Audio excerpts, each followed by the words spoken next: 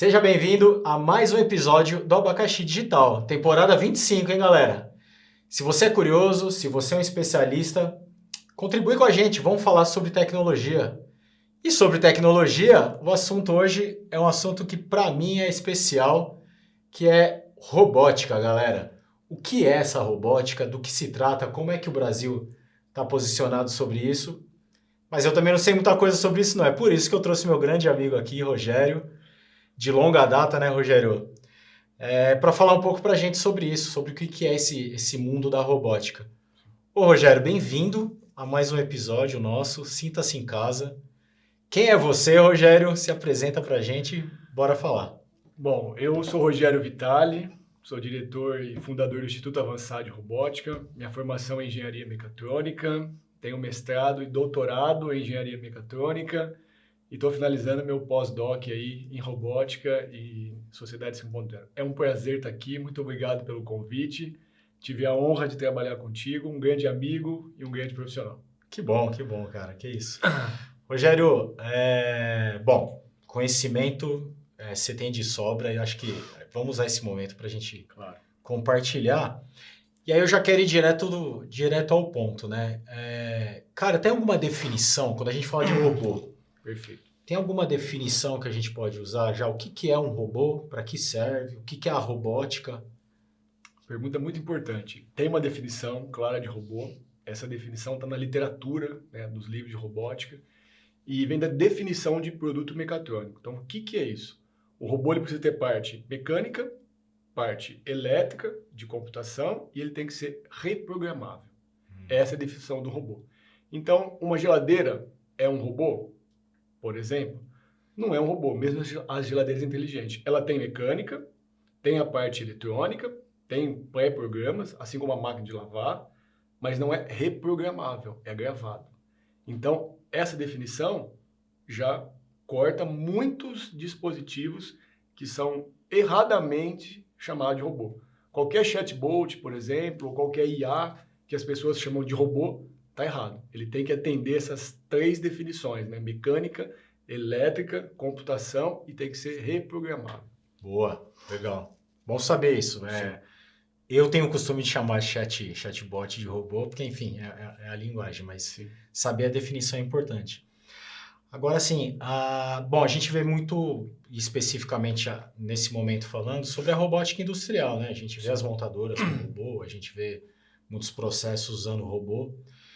Para a indústria, qual que é a importância da utilização do robô? Como que ele ajuda a indústria no seu desenvolvimento? Qual é a função do robô dentro da indústria? Tá. A robótica, ela começa ali mais ou menos em 1960, ela não tem um século no mundo. Começa com a robótica industrial, é a primeira geração de robôs, depois tem colaborativo e humanoide, que a gente vai estar conversando. Mas o principal motivo da robótica na indústria foi ajudar colaboradores, ajudar trabalhadores em ambiente hostil e ambiente repetitivo. Então, esse é o principal papel da robótica. Ela não vai dar desemprego, ela vai recriar os empregos. Então, ela está dentro de um movimento de automação, que está ali na era 3.0, quase 4.0, onde eu preciso padronizar os processos de solda, de pintura, de manipulação, e depois eu preciso da produtividade para a indústria. Então, a automação ela acaba ajudando as indústrias a terem produtividade e competitividade. Então, a robótica, vamos falar assim, ela é o coração da automação industrial. Então, ela começa no chão de fábrica e hoje já está em todas as áreas. É muito interessante. 2 pontos que você falou que eu acho que é importante a gente deixar bem claro é a segurança, Claro. né? Então, o robô ele provê essa segurança para o ambiente de trabalho. Não vem para tomar nenhum emprego, na verdade ele vem para trazer mais tecnologia e, consequentemente, mais abertura de postos. Eu ter um robô na minha fábrica quer dizer que eu sou 4.0? Quer dizer que eu sou indústria 4.0? Você é 4.0 porque o robô hoje ele está conectado. A grande sacada da 4.0 é a conectividade e aí você tem dados, né, sendo gerados e a robótica acaba sendo a única e melhor saída no cenário mundial. Boa. Pegando esse gancho do cenário industrial, como é que o Brasil está com a robótica? Como que está o nosso parque instalado? Como que está a evolução da das indústrias na utilização da robótica industrial? Tá, boa pergunta. Em relação à robótica industrial, o Brasil não está.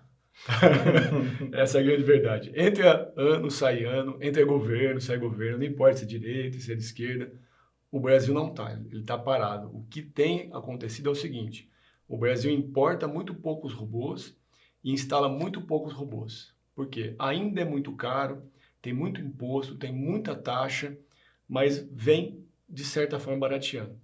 O que a gente tem de incentivo, né, no Brasil é uma coisa chamada Finame, que é tipo um financiamento, porque como o robô é importado, ele não tem, assim, isenção de muita coisa. Mas quando você faz a célula robótica, aí a empresa que não tem financiamento, ela consegue uma linha de crédito, tem ajudado os integradores a vender células para empresas menores, e com isso ele vai ter um payback, vai ter um retorno de investimento, ele consegue pagar. Então, no cenário de robótica industrial, o Brasil caminha lentamente, depois eu vou mostrar os números mais para frente. Agora, na robótica educacional, que tem a ver com as crianças, né? Uma atividade voluntária que eu faço também, sou juiz de torneio, de competição, o Brasil dá show.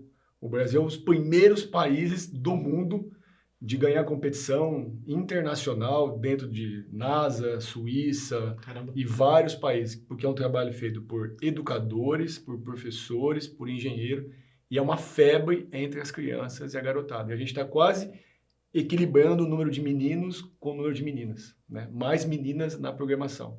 Isso é muito interessante, cara. Que interessante. Na robótica educacional, o Brasil é forte. Na industrial, o Brasil é fraco. A gente quer mudar esse cenário. Ou seja, de alguma maneira, existe a formação, ou pelo menos o apelo à curiosidade da criançada. Sim. O que a gente precisa agora é trazer, né, para que porque para no final do dia a gente não perder essa criançada que está surgindo aí para fora, né? Se eles vão embora. Então, essa mão de obra intelectual, inclusive. Você falou um ponto legal que eu queria explorar, sobre a educação da robótica. Eu sei que você tem uma empresa que trabalha nesse sentido. Fala um pouco sobre ela, como que é esse trabalho que você faz de formação, de educação? O IAR, né, o Instituto Avançado de Robótica, a primeira coisa que eu tenho para falar é um sonho realizado, né? É um caminhão, é basicamente um caminhão escola. Ali a gente tem todos os robôs industriais dos principais fabricantes. Não só treinamento, como projeto, consultoria, simulação, a gente acaba desenvolvendo para a indústria, para qualificar a mão de obra dela. Eu estou inserindo o IAR na parte de pesquisa, né? Estou desenvolvendo alguma coisa mais importante, aí desde um TRL mais baixo até um TRL mais alto, e a gente acaba ajudando muito nas provas de conceito que as empresas precisam fazer.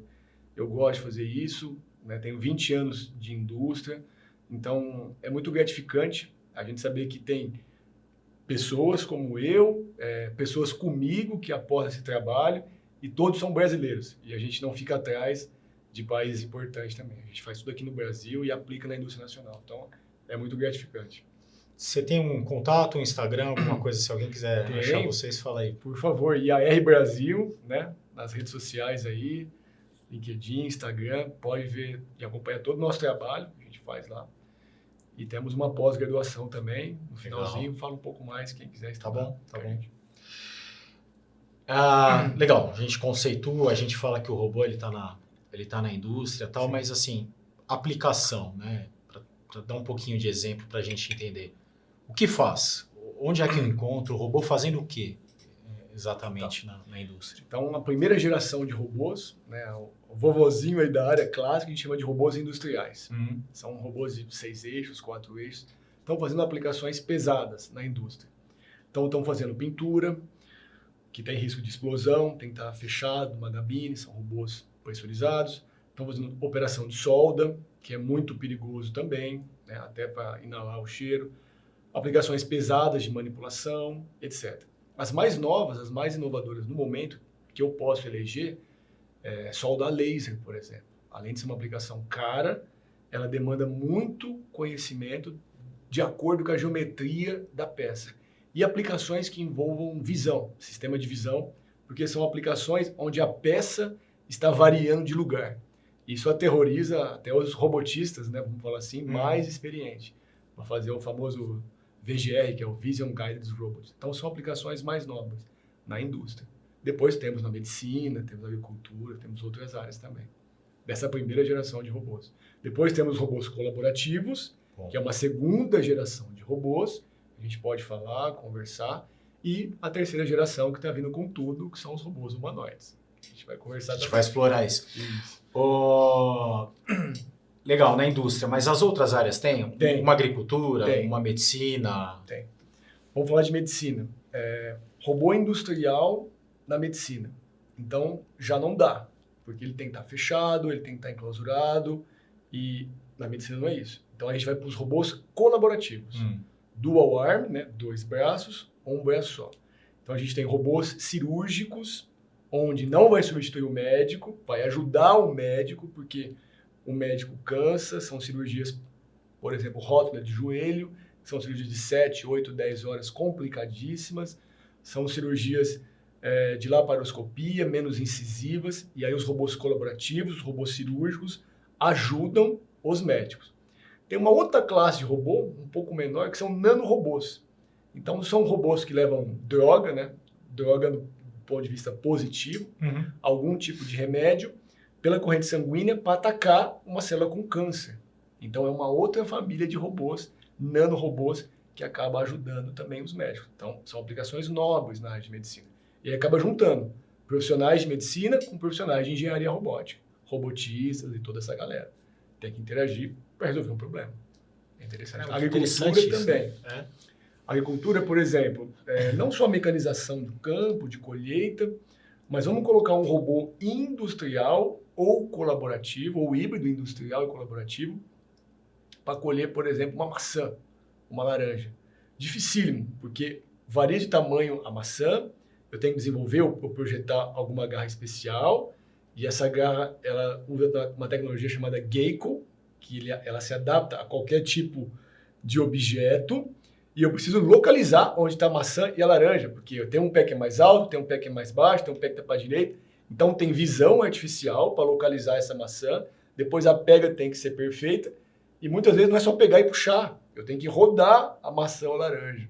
Isso está feito sendo por robô hoje. Aplicação nobre, complexa e muito interessante também, em agricultura, por exemplo. Que interessante. E assim, o Brasil é um país de agricultura, com Sim. altos investimentos, enfim, com repetibilidade, com eficiência. Sim. Faz todo sentido a gente ter esse tipo de aplicação na agricultura. E importante dizer, olha como a tecnologia, o avanço da tecnologia se enquadra em todo tipo de mercado, assim como a medicina, né? Então, conhecer cada vez mais a tecnologia e se especializar nisso. Eu fui um pouquinho só estudar essa de agricultura. Você fala assim, poxa, não tem sentido. É mais lento, o robô é mais devagar. Por que não fazer uma máquina e ir lá direto no pé de laranja, no pé de maçã? Quem é da área do agro, quem estuda a cultura, o manejo com o pé, se você vai lá e passa a máquina, você pode quebrar muitos galhos, pode machucar. Tem vida também, a árvore, o pé, né? Vamos falar assim, a plantação. Sim. Então é mais demorado, mas pelo menos você agride menos o pé de maçã, o pé de laranja. O robô vai lá, e às vezes são maçãs caras, tipo exportação, ou vai para algum vinagre especial. Então a robótica acaba ajudando nesse ponto, né? No tratamento da planta. Eu achei muito, muito curioso. Então você vê, o robô não acaba sendo o centro da atenção, né? Nem o pé de laranja, mas em si o problema. Porque envolve profissionais diferentes, de culturas diferentes, com bagagem diferente, que são obrigados a conversarem para resolver esse problema. Eu sei pegar laranja, com o robô, com a visão, com a câmera, mas você não pode pegar laranja assim, porque vai machucar o pé. Você não pode fazer desse jeito, porque depois vai dar errado tal coisa. Então aí tem a orientação do profissional do agro, do profissional do campo, do profissional que trabalha com isso, que estuda, etc. Então é interessante, é multidisciplinar o problema. Boa. Cara, como é que está o mercado de trabalho para isso? No mundo, duas no Brasil? Eu acho que vale a pena falar mundo, Brasil. Duas perguntas, na verdade. Assim, como é que está o mercado de trabalho mundo, Brasil? E o pessoal que está assistindo a gente agora quer mudar ou entrar nessa profissão, tem que buscar o quê? Tem que se especializar onde? Então, vou trazer um dado, né, curioso, um dado da Federação Internacional de Robótica, que a gente consegue mostrar como que está as oportunidades e os robôs. Esse dado saiu agora em 2024, Estou com a minha colinha aqui, é do IFR, tá? Da Federação Internacional de Robótica. É o dado oficial que a gente tem como medir a densidade de robôs no mundo. O que é densidade de robôs? A quantidade de robôs que tem instalado. Mas como que eles calculam? Eles calculam a cada 10 mil trabalhadores. Então, a cada 10 mil trabalhadores, a cada 10 mil colaboradores, a Coreia do Sul, bateu aqui o Japão, é o país que aparece em primeiro lugar. Então, a cada 10 mil trabalhadores, a Coreia do Sul ela tem 1.012 robôs. Aqui na minha cola tá que chega a ter um robô para cada 10 trabalhadores. E curioso que é o país com o menor índice de desemprego. A gente pode conversar disso depois. A média mundial ela é 162 robôs. Então vamos lá. A média mundial é 162, a Coreia do Sul tem 1.010. Nossa. E o Brasa? O Brasa aparece na posição número 51. O Brasil tem 18 robôs a cada 10 mil trabalhadores. Tá? Esse é o dado. Você fala para mim, é um dado ruim? Não. Ele é péssimo. O Brasil está muito atrás. Agora, eu olho de forma positiva para isso também. Porque se o Brasil está muito atrás, o Brasil é um país subdesenvolvido em desenvolvimento. Significa que tem muito robô para chegar, tem muito robô para ser instalado aqui, não só nas grandes, nas médias, as pequenas começam a ter acesso, e aí vai faltar o quê? Mão de obra qualificada. Essa é a oportunidade para o jovem. Sempre foi o nosso problema, é o nosso problema até hoje, a mão de obra qualificada, e aí ele pode entrar nessa área se qualificando e tornando-se um robotista, que ainda é uma profissão que não foi regulamentada. Você tem acesso através de cursos para você entrar na carreira, depois você começa fazendo um técnico em mecatrônica, uma engenharia, e aí se especializa na área de robótica. Esse é o primeiro caminho. Legal. Cara, eu enxergo isso realmente como uma proposta positiva, né? Tem evolução, né? Como a gente falou em outros episódios anteriores, tal, a gente tem muita transformação digital para fazer no país, a gente tem a evolução da 4.0, consequentemente a robótica vem a reboque, né? Então, sem fugir muito do tema, mas acho que vale a pena a gente falar de emprego ou desemprego. A primeira coisa, né, é uma visão errada que a robótica vai dar desemprego. Isso a imprensa me pergunta, o pessoal pede palestra. Por que está errado falar assim? Porque um robô instalado, de cara, ele cria 3 postos novos de trabalho. Um operador do robô, um operador da célula do primeiro turno, do segundo turno e do terceiro turno. Só que você tem o profissional que programa, que é o robotista, o cara que faz manutenção elétrica e manutenção mecânica, de 5 a 6 postos de trabalho. Então, o correto, o adequado é que a robótica ela vai recriar os empregos, mas tem que se qualificar para conseguir trabalhar com isso. Agora, eu não vou estar sendo verdadeiro se eu falar que não dá um desemprego de cara no Brasil. Mas olha a análise. Dá desemprego porque os postos de trabalho brasileiros estão muito antigos ou defasados. Exemplo prático. Você viaja. Você pega o teu carro, viaja, o pessoal que viaja. Né? Quando você sai de São Paulo, vai em outros estados, quando as estradas não estão muito boas, o que você vê? Um profissional com uma bandeira na mão, sinalizando um buraco, uma condição de acidente, etc, etc. Com o máximo de respeito a essa pessoa. Ela está ali, trabalhando, segurando a bandeira, para a gente não se acidentar. Mas para analisar esse posto de trabalho. Extremamente obsoleto, antigo. Qual sentido faz? Uma pessoa está ali no sol quente 24 horas. Não era melhor deixar um boneco, né, ou algum outro sinalizador? Então, esse é o tipo de trabalho que tem no Brasil, nas fábricas brasileiras. Trabalhos obsoletos. Então, a robótica dá um desemprego a curto, mas a médio e longo prazo, se você está qualificado, ela recria os empregos. Isso é interessante observar. Porque o robô não faz nada sozinho. Ele é cego, surdo, burro e mudo. Precisa do profissional qualificado. E não só isso, né? Se você parar para pensar, naturalmente a gente tem que capacitar, inclusive, quem está hoje no posto de trabalho.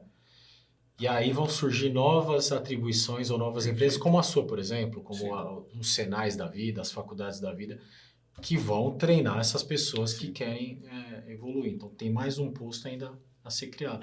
Acho que faz bastante sentido, né? Agora, deixa eu mudar para o tema que... Esquentar a Bom, conversa. tudo isso é muito interessante para mim, sempre. Mas, cara, tem um tema que eu quero muito falar, que é o famoso humanoide, bicho. Tá. Que é o humanoide? Como é que isso está chegando? Como é que isso está no mundo? A gente vê os cachorrinhos da vida, os dando pirueta para cá e vai para lá, mas efetivamente, o que é essa tecnologia? Ele faz o quê? Ajuda a gente como? Tá. Essa tecnologia, nós classificamos ela como a terceira geração de robôs. Então, entre a primeira e a terceira, eu falei da segunda, né? Que são os robôs colaborativos. A palavra colaborativo, ele vem porque ele tem uma tecnologia, né, que ele é baseado no walkthrough, né, programação direta. Então, o robô bate em você, é um braço mecânico, ele é todo arredondado, com sensores e tal. Ele bate em você e para. Então, o robô colaborativo ele já permite uma interação. Tem coexistência, tem uma operação que eu coloco um objeto aqui na mesa e saio dessa área de trabalho, você vai e pega, e tem efetivamente a operação colaborativa. O humanoide já foi mais além. Eu vou ter o quê? Uma imitação do ser humano, com todos os movimentos, todos os graus de liberdade, com problemas de equilíbrio. Eu tenho IA entrando para ajudar, para treinar esses modelos, e está muito quente, está sendo uma febre, né? Vai começar as produções, já estão sendo treinados nas empresas, nas montadoras, já tem um impacto no dia a dia das pessoas, veio para ficar. Ainda vai ser muito caro, porque tem muitos anos de pesquisa, de estudo, estão melhorando ainda. A gente pode falar disso com mais profundidade, com mais detalhe. Então, as primeiras versões que você já vê na internet, você vê nas fábricas e você vê no dia a dia. A primeira coisa que você repara que ainda está ruim, e quem sou eu para criticar, não sou ninguém, é o andar. O andar é muito complicado. Ainda é um modelo matemático, aproximado, e depois ele vai melhorando. Né? Você precisa treinar o robô humanoide. Ele ainda não tem uma capacidade 100% autônoma. Então, nas indústrias, por exemplo, montadoras famosas, sem citar o nome de ninguém aqui, já estão pegando os engenheiros para treinar os humanoides para operações de pega, de peça, de adaptar a algum lugar. Para quê? Já para estar interagindo. Já tem POC, prova de conceito? Já. Por exemplo, se eu pego um objeto na indústria, uma parte, um pedaço de um carro, e eu vou colocar num dispositivo, como o ser humano faz. Não é só pegar ali e colocar. Você tem que encaixar, tem um dispositivo, tem que fechar um clamp, e depois o robô industrial vai lá e faz a solda para fazer o carro das pessoas. Não é tão fácil. O humanoide, ele já está conseguindo fazer. Enrosca ali um pouquinho, né? Eles estão melhorando os dispositivos, mas a pessoa já treinou ele já consegue andar, consegue identificar a peça, pegar com as duas mãos, com as duas garras, e já está conseguindo colocar no dispositivo. Isso é sensacional. Né? Isso ainda sem interação com pessoas, que interação com pessoas ainda é mais complexo. Mas na indústria já está sendo útil. Por quê? Eu elimino problemas de desperdício, tempo ocioso. A pessoa é um ser humano, ela tem que ir no banheiro, fazer necessidades, ela tem que almoçar, ela não pode trabalhar 24 horas. Erros também acontecem, etc. E se acontecer alguma coisa relacionada à segurança, que na minha opinião é inegociável, não é com o ser humano, é com o humanoide. Se acontecer alguma coisa, é um humanoide a menos, não uma vida a menos. Então tem vantagens. Ah, vai dar desemprego. Já pensou em programar um humanoide? Já pensou em treinar um humanoide? Vai ser os novos postos de trabalho. Tem que ver a tecnologia como um aliado, não como uma barreira. Sim, entendeu? Sim.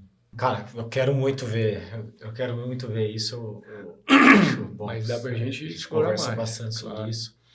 Agora, deixa eu perguntar agora pro pesquisador, Rogério. Pesquisador. Agora, cara, como é que tá o futuro disso? O que você enxerga? Para onde vai? Por exemplo, funções relacionadas à educação, funções relacionadas ao nosso dia a dia mesmo. Apoiar idosos no dia a dia, cuidar de criança, não sei. O que é que você acha que vem por aí? Ótima pergunta. A nível de pesquisa, a maior descoberta mundial da robótica, na minha humilde opinião, né, no meu entendimento, que eu considero, foi nada menos que o o Centro Aeroespacial Alemão, o DLR, ele já tem alguns anos, umas 2 décadas. Ele bateu o paradigma da robótica. O que é isso? É o payload. Vou explicar de maneira sem ser técnica.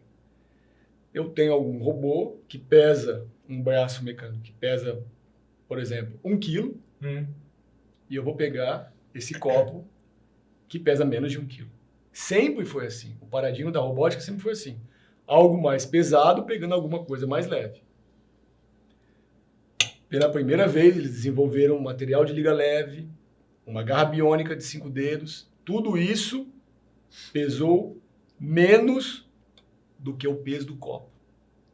Então, isso abriu para novas aplicações. Aplicações mais leves, onde eu tenho um problema de equilíbrio. Vou traduzir. Por que nós não caímos? Porque o nosso calcanhar equilibra o nosso corpo. Então, abriu um campo para robótica bípede. Aí é o surgimento dos robôs humanoides. Pesquisas avançadas, não foi a NASA, foram os alemães, que começaram a pesquisar a robótica bípede e o problema de equilíbrio. A evolução disso em pesquisa, estamos falando de coisas de último estado da arte, nós falamos de modelo matemático, né? Modelo físico. A IA nada mais é um modelo treinado para controlar isso. Tem mais de 1000 definições no Google de IA. Eu costumo atender a uma que é muito simples. IA é um modelo físico, matemático, químico, biológico que imita o comportamento humano. Mas essas equações são muito pesadas. Então, o que é o estado da arte? O que os caras olharam? Para a natureza, para os bichos, qualquer tipo de bicho, com 4 patas, com 2 patas, como eles se locomovem. Linguagem natural. Então, tem algoritmos de inteligência artificial estudando, aprendendo com linguagem natural para evitar esses modelos matemáticos pesados.